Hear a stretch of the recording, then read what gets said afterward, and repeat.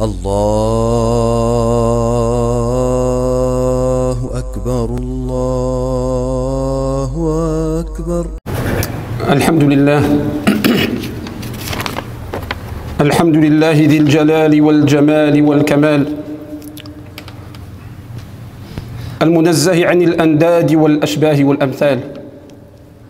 نحمده تعالى حمدا كثيرا ونشكره شكرا مزيدا، وأشهد أن لا إله إلا الله وحده لا شريك له، رب العالمين وخالق الخلق أجمعين، وجامع الأولين والآخرين للحساب والجزاء يوم الدين، فلا مفر منه إلا إليه، فلا مفر منه إلا إليه، ولا نجاة منه إلا به، وهو على كل شيء قدير وبكل شيء عليم.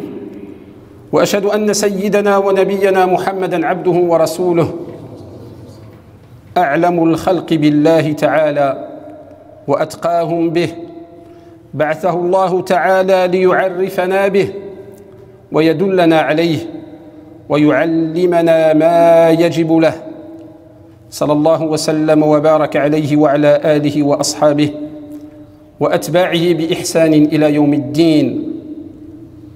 أما بعد أيها الناس، إن العلم الأعلى هو العلم بالله تعالى. إن العلم الأعلى هو العلم بالله تعالى، لأن الله تعالى هو الأعلى على كل شيء من كل وجه، مصداقا لقوله تعالى: سبح اسم ربك الأعلى، سبح اسم ربك الأعلى. فإذا كان الله تعالى هو الأعلى، فالعلم بالله هو أعلى العلوم،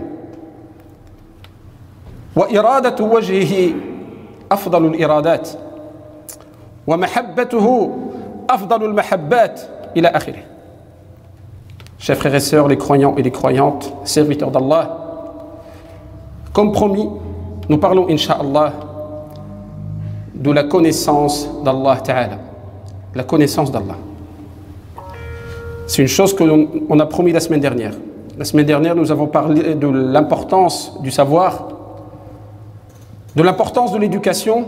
On a dit que l'éducation, c'est un préalable avant le savoir. C'est un rappel de la semaine dernière. At-tarbiya qabla al-ilm, wal-ilm qabla al-amal. C'est ça l'ordre normal des choses. L'éducation avant la connaissance et la connaissance avant la pratique, avant l'action. Si on fait les choses comme ça, ça se passe bien, Inch'Allah. Dans tous les domaines. Dans le domaine du din, de la religion, et dans le domaine de la dunya, de la vie ordinaire. Et à ce titre, on avait parlé par exemple de la connaissance de la religion, et on a dit que, avant de parler d'adoration, il faut connaître celui qui est adoré. Connaître celui qui est adoré. Évidemment, je précise ici que le sujet pourrait étonner les croyants que vous êtes, les prieurs que vous êtes, les pieux et vertueux que vous êtes, puisqu'on est en train de parler avec des gens qui prient. Donc normalement, les gens qui prient, ils connaissent Allah Azza wa Jal. C'est vrai ou pas? يعني هذا الموضوع أيها المؤمنون قد يبدو ربما غريب عند بعض الناس، وهذا يكون في كل المساجد، تكون تساؤلات: لماذا هذا الموضوع؟ علاش تيقول لنا معرفة الله؟ واش حنا ما عارفينش الله؟ واش حنا سنوات 70 سنة كنعبد الله وما عارفينش الله؟ هذا قد يقوله بعض الناس. أولا، المؤمن لا يشبع من الخير حتى يكون منتهاه الجنة. ثانيا، ما يقدرش واحد الإنسان يقول أنه أحاط بالله علما. شكون هذا اللي يقول أنه عارف الله عز وجل مزيان؟ ما بقاش يزيد المعرفة. وفوق كل ذي علم عليم. نحن دائما نحتاج إلى معرفة الله، دائما نحتاج إلى ذكر الله، دائما نحتاج إلى من يذكرنا بالله. وهذا المنبر اسم الله عز وجل ذكر. إذا نودي للصلاة من يوم الجمعة فاسعوا، لم يقل إلى الصلاة، فاسعوا إلى ذكر الله. هذا البيت بيت الله، والكلام يكون عن الله في بيت الله في منبر رسول الله. واش كاين شي موضوع خير من الله؟ واش كاين شي موضوع خير من معرفة الله؟ واش كاين شي موضوع خير من ذكر الله في بيت الله؟ الأفضل أن نتحدث عن الله ولا نتحدث عن الأشخاص والمخلوقات، نتحدث عن الخالق. ثالثا الموضوع ديال الجمعة عام ليس خاص، فعندما أتحدث عن أمر لا أتحدث معك خاصة، ربما أنت عارف هذا الأمر فهنيئا لك بمعرفة الله.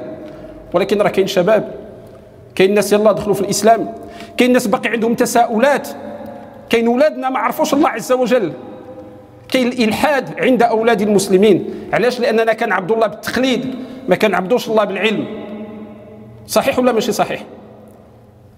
المسلمين في هذا المكان في هذه المدينة منهم من قال لي ويشتكي أن الولد ديالو عنده شي أفكار ديال الإلحاد. معنى الإلحاد هو الكفر بالله، الاتيزم. علاش؟ لأنهم في المدرسة كيعلموهم الطبيعة، أن ما كاينش الخالق، ما كاينش الرب، ما كاين والو. وحنا ما كنعلموهمش وجود الله تعالى، ما كنعلموهمش معرفة الله. فكيف تحارب أنت الأب في البيت ولا علم لك، لا بالعلم ولا بطريقة بيداغوجية ديال العلم، فيصير أولادنا ملحدين. والإلحاد كاين في صفوف شباب المسلمين، خاصة الطبقة المثقفة، قارين الفيزياء، قارين الفلسفة، قارين الطب، قارين، ولكن ما قراوش علم الله، ما تعلموش معرفة الله. Donc ce sujet il est important. Wallahi, ce sujet il est très important. C'est pas parce que je vous parle de la connaissance d'Allah que je présume que vous connaissez pas Allah. Hasha, parmi vous, des gens connaissent Allah mieux que moi, ont une relation intime avec Allah mieux que moi. Mais le sujet de la Jumu'ah, il ne te concerne pas toi à titre personnel. Le sujet de la Jumu'ah, déjà, il est difficile. Puisque parmi vous, il y a des médecins, il y a des docteurs, il y a des enseignants, il y a des ummiyin, des analphabètes. Comment tu vas faire pour faire un sujet qui parle à tout le monde? Le meilleur sujet dont on puisse parler dans la maison d'Allah, c'est Allah. La meilleure connaissance qu'on peut transmettre dans la maison d'Allah, c'est la connaissance d'Allah Azza wa Jal. Et la connaissance d'Allah Ta'ala, elle n'en finit pas. Donc écoutez bien ce rappel, Inch'Allah. La connaissance d'Allah, c'est la meilleure des connaissances. Pourquoi? Parce que Allah Ta'ala, c'est le plus haut. Allah Ta'ala, il dit d'ailleurs, Sabbih isma rabbika al-a'la, glorifie le nom de ton Seigneur le très haut. Ils traduisent le très haut. Normalement, l'A'la, c'est superlatif. Le plus haut. Au-dessus de lui, il n'y a rien. Donc nous partons de manière logique du principe que si Allah, c'est le plus haut, alors sa connaissance est la plus haute. C'est vrai ou pas? C'est logique.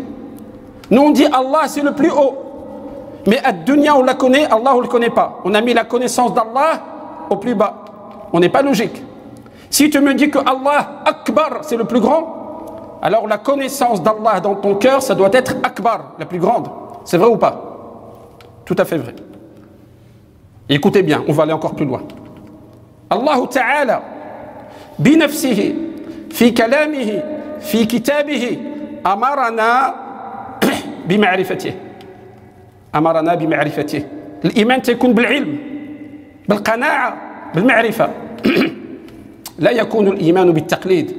إنا وجدنا آباءنا على أمة وإنا على آثارهم مقتدون. هذا ما خدامش. الله أمرنا بالعلم به في آيات كثيرة. نعطيكم بعض الأمثلة والقرآن الكريم مملوء بالأمثلة. قال تعالى: فاعلموا أن الله عزيز حكيم. كان من اللازم أن يقول إن الله عزيز حكيم. هذا خبر. لا قال لنا فاعلموا. سيكون عندكم العلم ديال هذا الشيء. فاعلموا أن الله عزيز حكيم. Sachez que Allah Ta'ala lui-même nous a demandé, nous a ordonné de le connaître, nous a ordonné d'avoir une science, un savoir qui s'appelle la connaissance d'Allah. Il ne nous a pas dit de croire comme ça. Notre croyance et notre foi est basée sur la connaissance, est basée sur la conviction. Lorsque des gens viennent nous voir pour se convertir, on leur dit, vous devez être convaincus. Une conviction intime, personnelle. Pas parce que j'ai trouvé mes parents, ils sont croyants, alors je suis croyant. Ta foi n'est pas basée sur une connaissance. Elle n'est pas basée sur la conviction. C'est un héritage. Est-ce que Allah il va l'accepter? Je ne sais pas. Est-ce que vraiment toute ta vie tu as été convaincu? Ou alors tu as juste fait l'imitation, la tradition, on fait Ramadan, on se réunit le soir pour l'iftar, on fait l'Eid, on s'habille bien, c'est la tradition. Mais la foi, elle est où? Allah Ta'ala nous dit fa'alamu, sachez que Allah, Azizun Hakim, celui qui est puissant et sage. Il dit aussi fa'alamu anna Allah ghafurur rahim. Ce qui nous intéresse ici, c'est fa'alamu, sachez. Allah Ta'ala nous dit sachez, ça veut dire vous devez avoir la connaissance des noms d'Allah. Vous devez savoir c'est qui Allah, pas seulement celui devant qui on se prosterne. Ça suffit pas. Ça suffit pas. Il faut avoir la connaissance d'Allah, de ses noms, de ses attributs, de ce qu'il fait.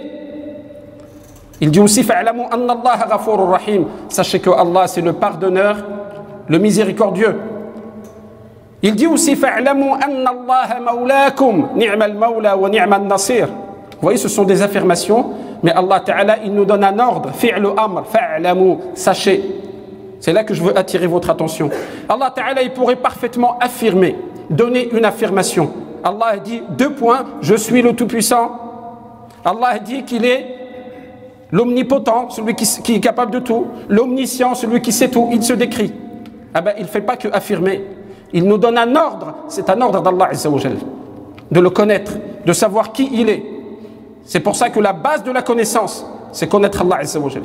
Ici, il nous dit, sachez que Allah est votre allié, votre meilleur allié. Franchement, celui qui connaît ce verset, qui sait qu'il y a cette connaissance, pourquoi il va avoir peur des autres? Pourquoi il va prendre des alliés en dehors d'Allah?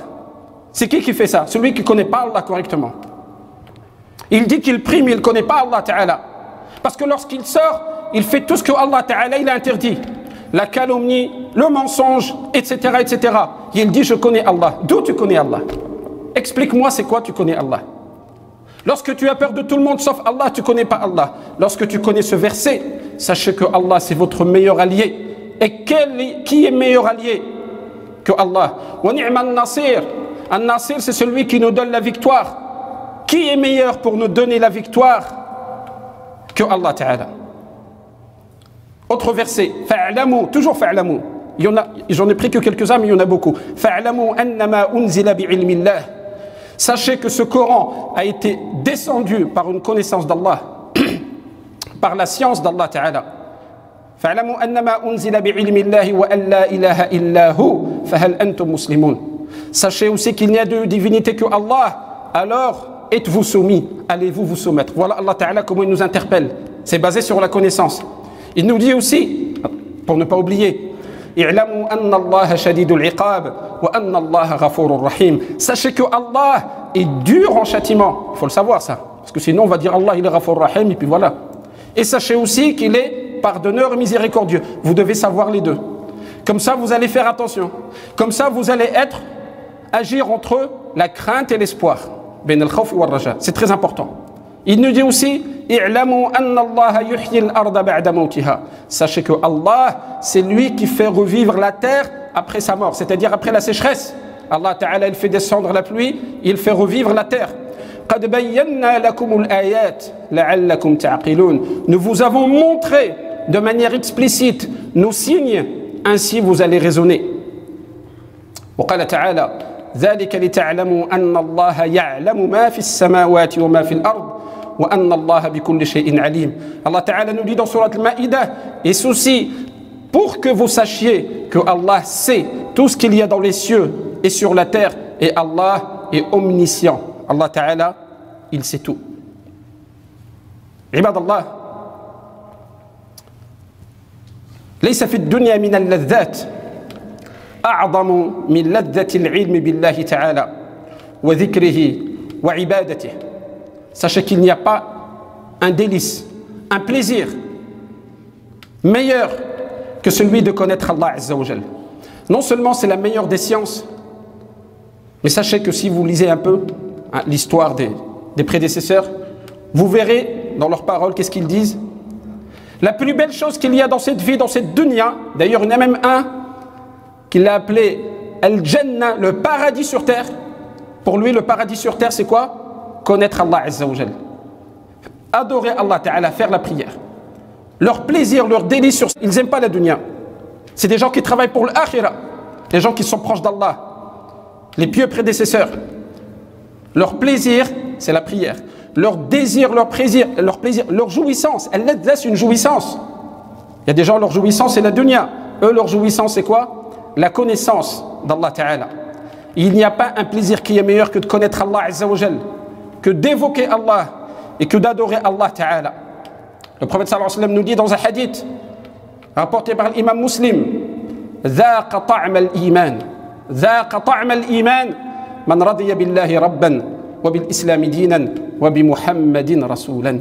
Il nous dit celui qui aura goûté le délice de la foi, la saveur de la foi. Qui a goûté la saveur de la foi? Il ne suffit pas de dire je suis croyant. La foi, elle a une saveur, elle a un délice, elle a un goût meilleur que tous les goûts.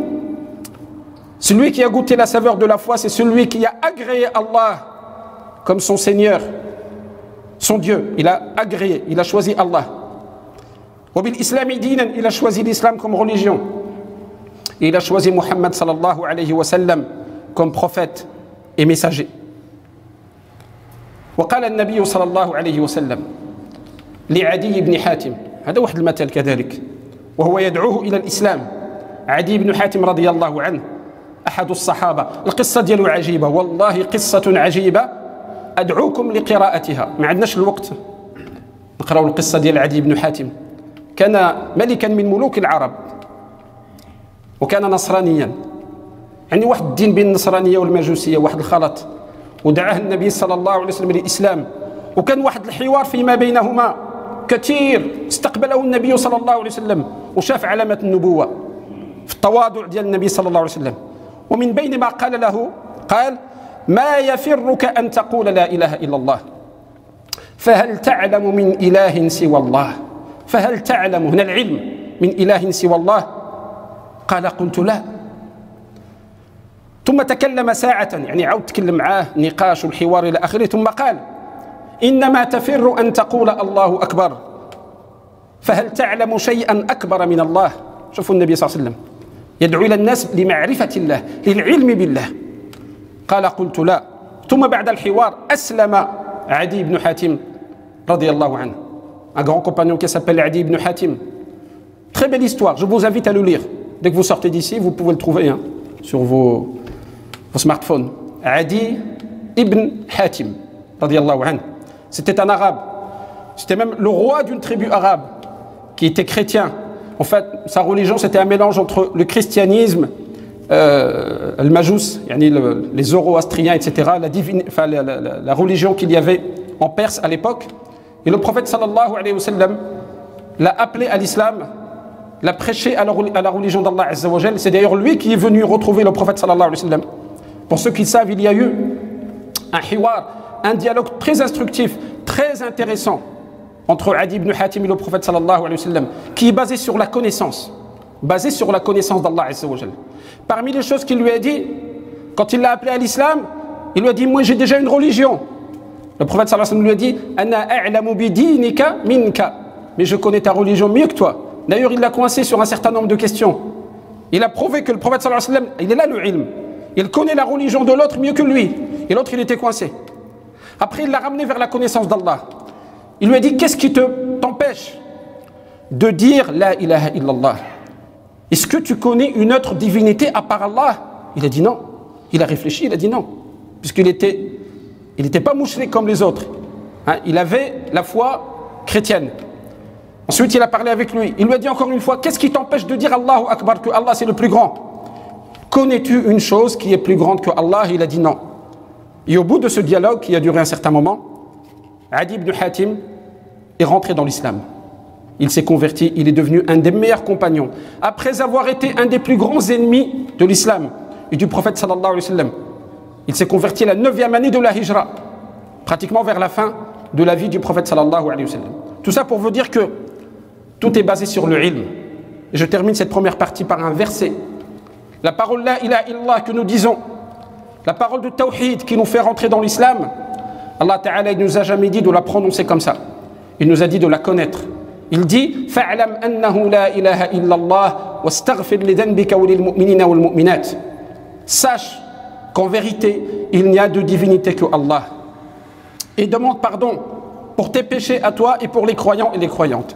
Vous voyez qu'il n'a pas dit de dire la ilaha illallah comme le font certaines personnes qui se contentent de dire la ilaha illallah, mais ils ne connaissent pas la ilaha illallah. Ils ne connaissent pas le sens de la ilaha illallah, al-ma'na. Ils ne connaissent pas les piliers, la négation et l'affirmation qu'il y a dans la parole la ilaha illallah. Il ne faut pas se contenter de dire. Il ne faut pas se contenter de répéter. Il faut réfléchir. Il faut avoir la connaissance d'Allah Azza wa Jal. نفعني الله وإياكم بالقرآن العظيم وبما فيه من الآيات والذكر الحكيم وأجارني وإياكم من عذابه المهين وغفر لي ولكم ولسائر المسلمين أجمعين إنه هو الغفور الرحيم وآخر دعوانا أن الحمد لله رب العالمين.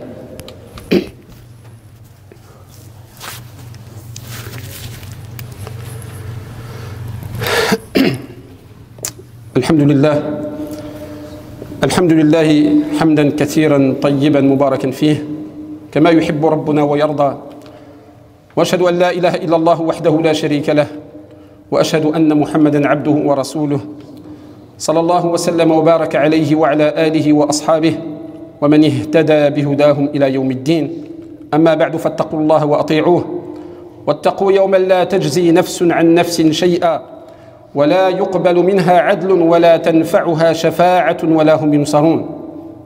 أيها المسلمون، معرفة الله تعالى هي غاية المعارف وعبادته أشرف المقاصد والوصول إليه غاية المطالب، بل هذا خلاصة دعوة الأنبياء والمرسلين.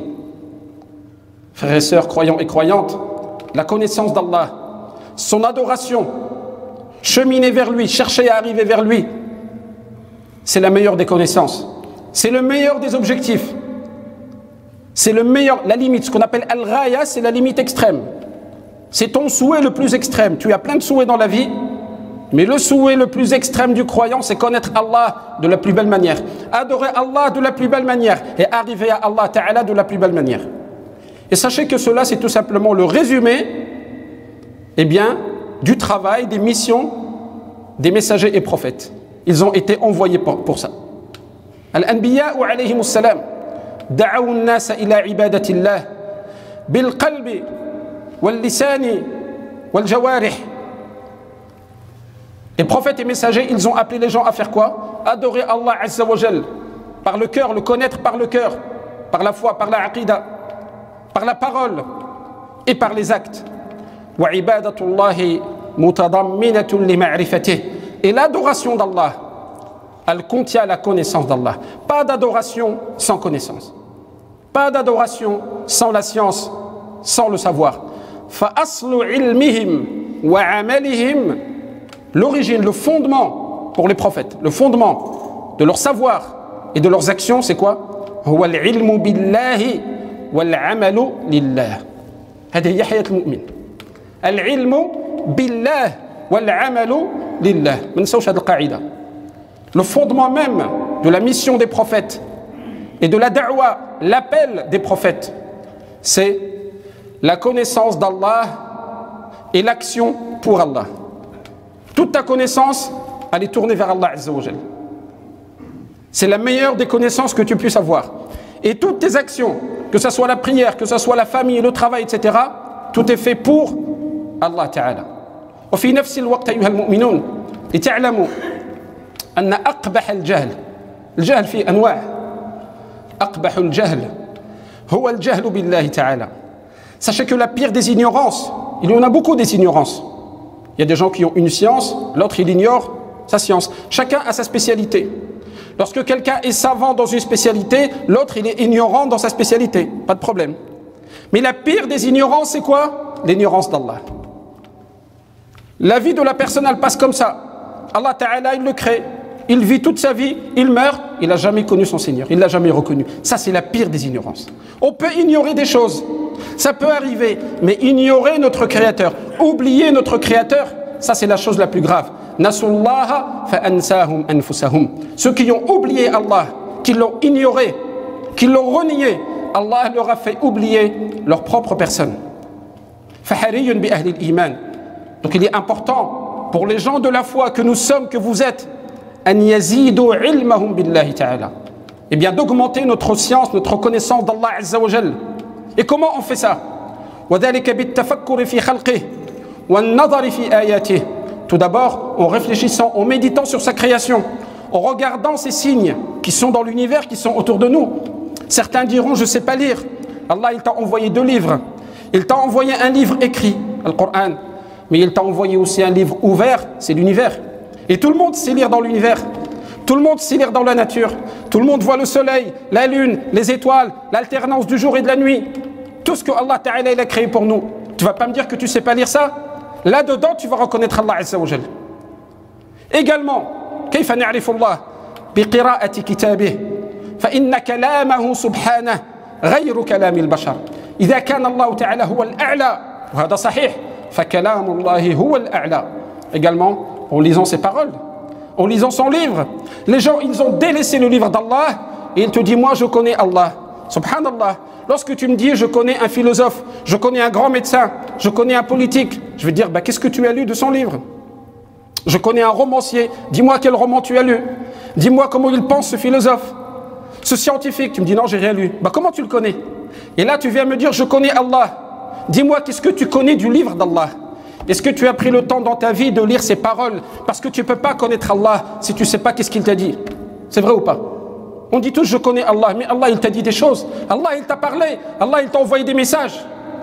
Mais tu n'as jamais lu son message. Et tu dis je connais Allah. Un des moyens de connaître Allah Azza wa Jal, c'est de savoir qu'est-ce qu'il t'a écrit. Et à travers ce qu'il t'a écrit, tu vas connaître Allah. Al-asma, wal-sifat, wal-af'al. Tu vas connaître les noms d'Allah. Tu vas connaître ses attributs. Et tu vas connaître également toutes ses actions. Tout ce que Allah Ta'ala il fait. Tout ce qu'il est capable de faire. Wa kadalik, dernier point, pour connaître Allah encore mieux. Bi kathratil a'mali s-salihah. Fa innaha min al-iman. En multipliant les bonnes actions.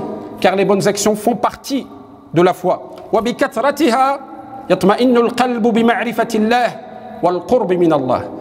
Et en multipliant les bonnes actions, les adorations, le dhikr, eh bien le cœur il se remplit de la foi. Le cœur il se remplit de la connaissance d'Allah. Plus tu adores Allah, plus tu le connais. Plus tu lis les paroles d'Allah, plus tu le connais. Plus tu parles de lui, plus tu le connais. Et plus tu sens sa proximité. Plus tu te sens proche de lui. Moins tu parles de lui, plus tu t'éloignes de lui. Plus on parle de dunya, plus on parle d'argent, et plus on a le cœur attaché à l'argent. Plus on parle de foot, plus on a le cœur attaché au foot. Des fois tu es assis avec des gens, toi le foot ça t'intéresse pas. Ils en parlent toute la soirée. Le lendemain tu regardes un match de foot. Oh là, j'ai été influencé. Si on avait passé le temps à parler d'Allah, le lendemain je vais prendre un livre, je vais lire une sourate du Coran. Vous voyez, plus on parle d'Allah Ta'ala, et plus nous avons la connaissance d'Allah عز وجل.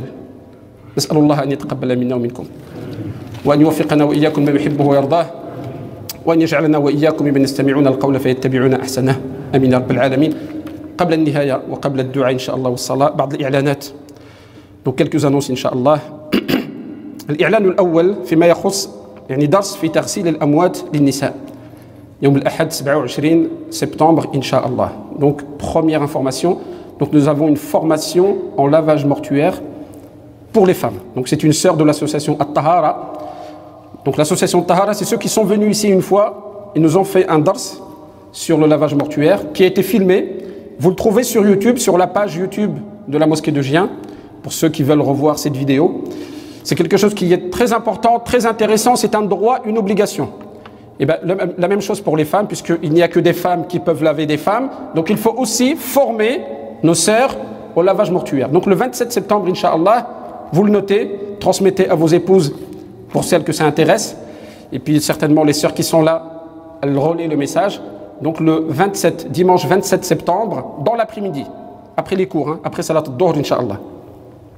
الإعلان الثاني بالنسبة للدخول المدرسي. الأخ حسن دار الإعلان باللغة الفرنسية نترجموا هذا الإعلان إن شاء الله. الدخول المدرسي نهار 26 و 27 septembre إن شاء الله. Donc la rentrée scolaire à la mosquée, donc le samedi 26 septembre et dimanche 27 septembre, selon les plannings. Donc les listes seront affichées avant, évidemment, comme ça chacun verra la liste, le groupe où sont inscrits ses enfants, et comme ça la rentrée se passera dans les meilleures conditions, Inch'Allah. Parmi les informations aussi qu'on donne, c'est qu'il y a évidemment une nouvelle organisation de l'enseignement. Comme je disais la dernière fois, on doit toujours se remettre en question et on doit évoluer. كاين واحد النظام جديد بالنسبة للتعليم إن شاء الله تعالى لأنه تم تكوين فرع التربية والتعليم في هذا المسجد. Comme vous le savez, il y a eu la création d'un pôle éducation dans lequel il y a aussi bien la CML que l'association Horizon. Donc la CML est responsable du programme, de la coordination de l'enseignement, et Horizon est responsable de la gestion administrative de l'enseignement. بالنسبة للتعليم CML خدت مسؤولية مهمة في التعليم. قبل سنوات CML خلات التعليم الجمعية اللي سميتها Horizon، هما اللي تكلفوا بالتعليم. هذا العام إن شاء الله CML غتولي مسؤولة على التعليم إلى جانب Horizon. CML غتكلف بالبرنامج ديال التعليم، وأوريزون غتكلف بالإدارة ديال التعليم إن شاء الله تعالى. Donc au niveau des matières, c'est toujours les mêmes matières, c'est toujours la même chose qu'on enseigne, avec quelques petites nouveautés. Donc il y a l'enseignement de la langue arabe, nous avons 2 enseignants pour la langue arabe. Il y a l'enseignement du Coran et at-tarbiya al-islamiyya, donc le Coran et l'éducation et la culture islamique. Et il y a aussi, là aussi nous avons 2 professeurs, il y a l'enseignement de la méthode an-Nouraniya. Donc ça c'est la nouveauté, la méthode Nouraniya, je vous en parle rapidement. C'est une méthode qui permet à nos enfants, notamment les débutants, premier niveau et deuxième niveau, de maîtriser l'alphabet, de maîtriser la lecture. Maîtriser la lecture. L'avantage de cette méthode, c'est que dans un temps court, les résultats ils sont plus importants. C'est une méthode qui a été faite pour les non-arabes, c'est-à-dire les enfants qui n'ont pas la langue arabe comme langue maternelle, c'est-à-dire 99% de cette génération de nos enfants. Ça permet aussi d'apprendre à lire l'arabe avec les makharij. Ce qu'on appelle les makharij, c'est les points d'articulation de tajwid. C'est une méthode qui amène directement à lire le Coran. Donc ça nous donne le tajwid sans passer par la théorie. Il y a à peu près 95% des règles de tajwid qui sont données par cette méthode. Et donc c'est une méthode dont l'objectif, c'est une lecture parfaite, à la fois du Coran, mais aussi de la langue arabe.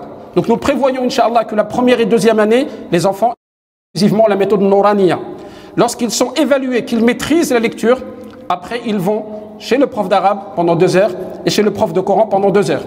Et là, il n'y a plus de difficulté normalement, il n'y a plus de difficulté puisque ils vont dérouler. Chez le prof d'arabe, ils vont apprendre la langue arabe, puisque c'est important aussi la langue arabe pour comprendre le Coran. Et chez le prof de Coran, ils vont continuer le tajwid et la mémorisation du Coran, Inch'Allah ta'ala. Voilà rapidement les choses dont on voulait vous parler, Inch'Allah ta'ala, et la nouveauté par rapport à cette année. Donc retenez les dates, samedi 26 et dimanche 27 septembre pour la rentrée.